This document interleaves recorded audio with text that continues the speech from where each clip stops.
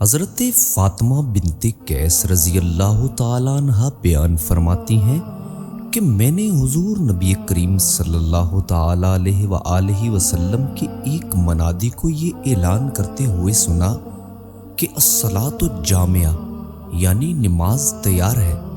چنانچہ میں مسجد گئی اور حضور نبی کریم صلی اللہ تعالیٰ علیہ وآلہ وسلم کے ساتھ نماز پڑھی۔ میں عورتوں کی اس صف میں تھی جو مردوں کے بالکل پیچھے تھی۔ جب حضور نبی کریم صلی اللہ تعالیٰ علیہ وآلہ وسلم نے نماز مکمل کی تو مسکراتے ہوئے ممبر پر تشریف لائے اور فرمایا، ہر شخص اپنی نماز کی جگہ پر بیٹھا رہے۔ پھر فرمایا کہ کیا تم جانتے ہو کہ میں نے تمہیں کیوں جمع فرمایا ہے؟ صحابہ نے عرض کیا، اللہ اور اس کے رسول بہتر جانتے ہیں۔ آپ صلی اللہ تعالیٰ علیہ وآلہ وسلم نے فرمایا، اللہ کی قسم میں نے تمہیں کسی بات کی ترغیب یا ڈرانے کے لیے جمع نہیں کیا، میں نے تمہیں صرف اس لیے جمع کیا ہے کہ تمہیں یہ واقعہ سناؤں۔ تمیم داری ایک نصرانی شخص تھے، وہ میرے پاس آئے اور اسلام پر بیعت کی اور مسلمان ہو گئے اور مجھے ایک بات بتائی جو اس خبر کے مطابق ہے جو میں تمہیں دجال کے بارے میں پہلے ہی بتا چکا ہوں۔ چنانچہ انہوں نے مجھے خبر دی کہ وہ بنو لخم اور بنو جذام کے 30 آدمیوں کے ہمراہ ایک بحری جہاز میں سوار ہوئے۔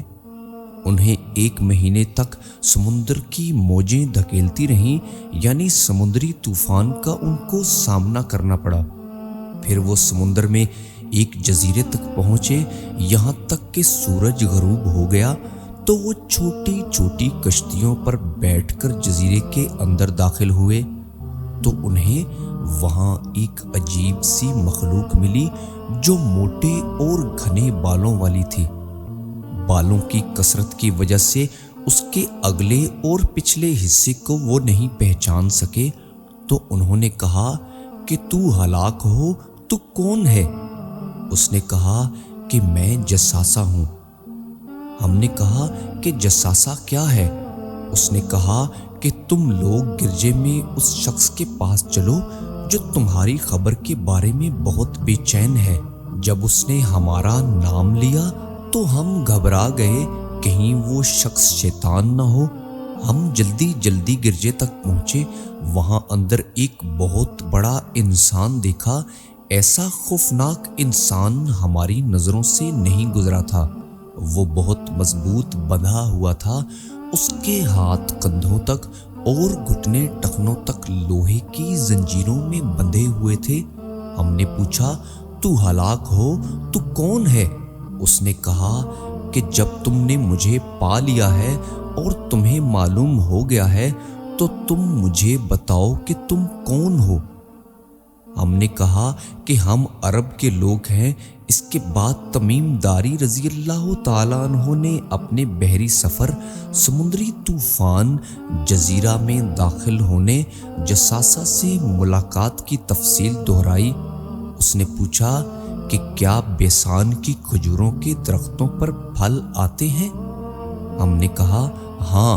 اس نے کہا وہ زمانہ قریب ہے جب ان درختوں پر پھل نہیں آئیں گے۔ پھر اس نے پوچھا کہ بحیرہ طبریہ میں پانی ہے یا نہیں؟ ہم نے کہا ہاں، اس میں بہت پانی ہے۔ اس نے کہا کہ ان قریب اس کا پانی خشک ہو جائے گا۔ پھر اس نے پوچھا کہ زغر کے چشمے کا کیا حال ہے؟ اس چشمے میں پانی ہے اور کیا اس کے قریب کے لوگ اس پانی سے کاشتکاری کرتے ہیں؟ ہم نے کہا ہاں۔ پھر اس نے پوچھا امیوں کے نبی کے بارے میں بتاؤ کہ انہوں نے کیا کیا؟ ہم نے کہا کہ وہ مکہ سے ہجرت کر کے مدینہ منورہ چلے گئے۔ اس نے پوچھا کہ کیا عربوں نے ان سے جنگ کی ہے؟ ہم نے کہا ہاں۔ اس نے پوچھا انہوں نے عربوں سے کیا معاملہ کیا؟ ہم نے اس کو تمام واقعات بتائے۔ جو لوگ عربوں میں عزیز تھے ان پر آپ نے غلبہ حاصل کر لیا اور انہوں نے اطاعت قبول کر لی۔ اس نے کہا کہ ان کے حق میں اطاعت کرنا ہی بہتر ہے۔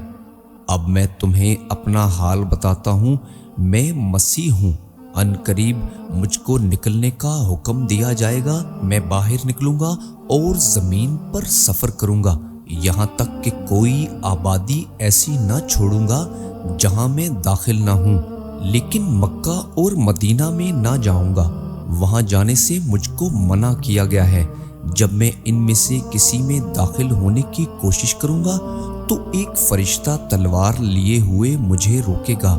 ان شہروں کے ہر راستے پر فرشتے مقرر ہوں گے۔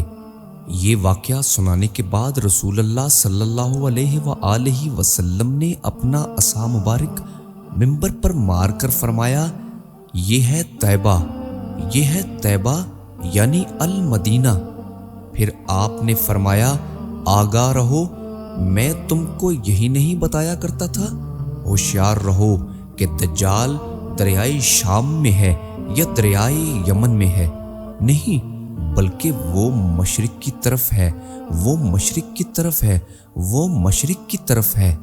آپ صلی اللہ تعالیٰ علیہ وآلہ وسلم نے حضرت تمیم داری رضی اللہ تعالیٰ عنہ کا واقعہ سنانے کے بعد پہلے فرمایا کہ دجال دریائے شام میں ہے یا دریائے یمن میں ہے، پھر اس کے بعد اس خیال کو رد کیا اور 3 مرتبہ فرمایا کہ وہ مشرق کی طرف ہے۔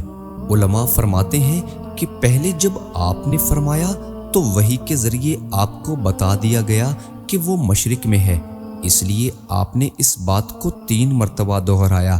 چونکہ آپ نے اس بات کو اس حد تک رکھا اور دجال کے علاقے کی مزید نشاندہی نہیں فرمائی، اس لیے اس بحث کو یہیں ختم کرتے ہیں۔ اللہ رب العزت ہمیں دجال کے فتنے سے محفوظ فرمائے، بے شک وہ زمین کے فتنوں میں سے سب سے بڑا فتنہ ہے۔ اللہ کریم اپنے پیارے محبوب کریم صلی اللہ تعالیٰ علیہ وسلم کے طفیل اس امت کی خیر فرمائے اور ہمارے حال پر اپنا رحم فرمائے۔ اللہ کریم ہم سب کی بخشش و مغفرت فرمائے، آمین یا رب العالمین۔